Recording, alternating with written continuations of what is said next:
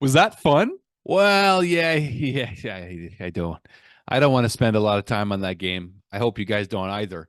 As you can tell, the video is coming out much later, so there really was no rush to talk about this stinker of a game against the Ottawa Senators. And you know what? The game started off just fine. The Canadians had jump, they had energy, they were getting scoring chances. Mike Matheson couldn't bury it. Uri Slavkovsky couldn't bury it. Sean Monahan couldn't bury it. And they just, on the one shot, Sean Monahan hits the post, and then Brady Tkachuk comes the other way and scores. What are you going to do? Right?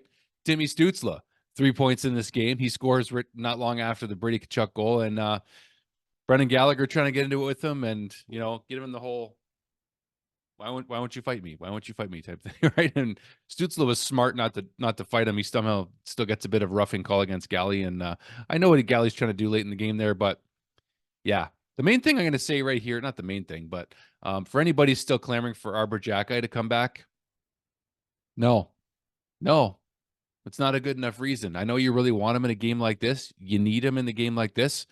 You can't have him right now. He's playing good in Laval. Laval is playing well. He's playing really good with Logan Mailloux. They might be a future strong defense and tough defense pair in the future for the Montreal Canadiens. But, Montreal plays Ottawa next week, Tuesday at home.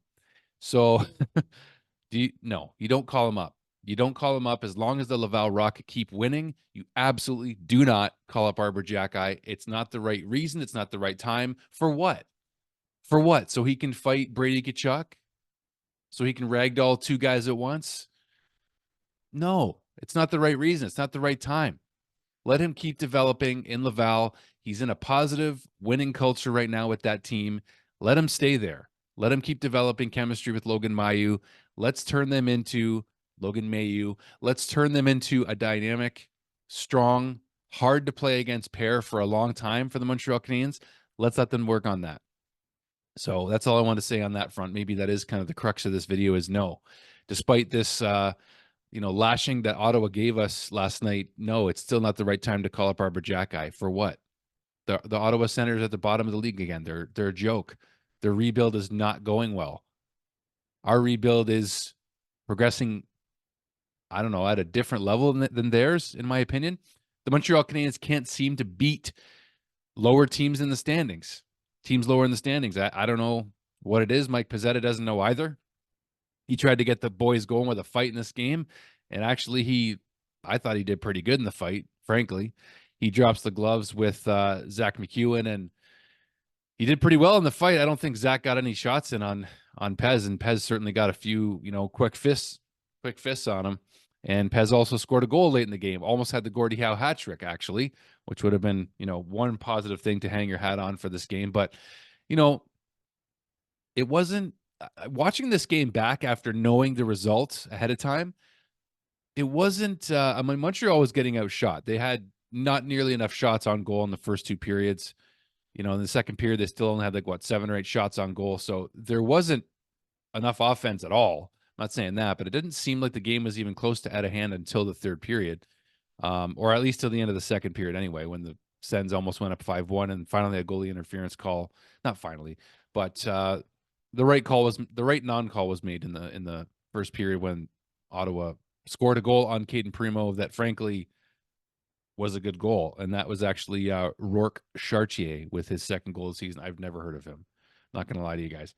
But the game really didn't get out of hand until near the end of the second period. And then the third period, Ottawa scores 2 more goals from Matthew Joseph and Parker Kelly on the empty netter, which I did question Marty St. Louis pulling the goalie with a 5-1 lead. And still almost 8 minutes left in the game. But I guess what are you going to do? You got to live on a prayer at some point sometimes. But yeah, this game really was just a disappointment for the simple fact that the Canadiens came off 2 big wins against the Colorado Avalanche and the New Jersey Devils. And then against the lower seeded Ottawa Senators, they just can't put it together, right? And they came out strong in the game. They had good jump and good offense. And Cole Caulfield shortened the lead to 2-1 with his 4th goal in 4 games. And from there, the Canadiens just couldn't get it going. And Slav made a great pass to Monahan. He almost got the rebound. Like this game off of a couple different bounces could have went different ways. But when you don't capitalize on your chances, the game writes a different story when you don't write your own. So that's just what happened, right? That's what happened. That's what happened. And the Canadiens are now heading to Boston to play the top team in the NHL. Hopefully Josh Anderson can get back into the lineup. I think they could really use him against Boston, but Sam Montembeault is going to get the start in net, most likely against the Bruins, and we'll see how the Canadiens play against the Bruins. I don't expect a win. I don't know what to expect when they play good teams. I know they're going to play well, but Jekyll and Hyde, man, that's this team. Shout out to my buddy Paul Lemire, host of Habsolutely here in Niagara Falls, who will be joining me Saturday for a pregame show. So I'll let you guys know quickly about Saturday. I'll be heading to Kingston to meet the STPN crew of Steve Dangle, Adam Wild, and Jesse Blake on Sunday. But Saturday, I'll be doing a pregame show before the Bruins game with my friend Paul and John. Hopefully can join us from Habsolutely here in Niagara Falls. They do a weekly Montreal podcast live to internet radio. And then I'll be doing a post-game show, hopefully with Shane Gaumont of the Sick Podcast, formerly of Habs Tonight, my good buddy. So that's the plans for Saturday. So I'll be doing plenty of content on Saturday for the channel here, but not much more I want to say about this game. Joshua Waugh had chances in this game as well. He looked okay. Caden Primo had a tough night and had some goals he probably wants to would like to have back, but he can't, and just doesn't have that great of a night. But neither did Montreal's defense or their offense. So frankly, from an all-around perspective, was not a great game for the Montreal Canadiens. So they're at 500 again, 6 points out of a wild card spot. Still not completely out of it, but I don't know what to expect. It'd just be nice if we get like Newhook and Anderson back soon. I don't know.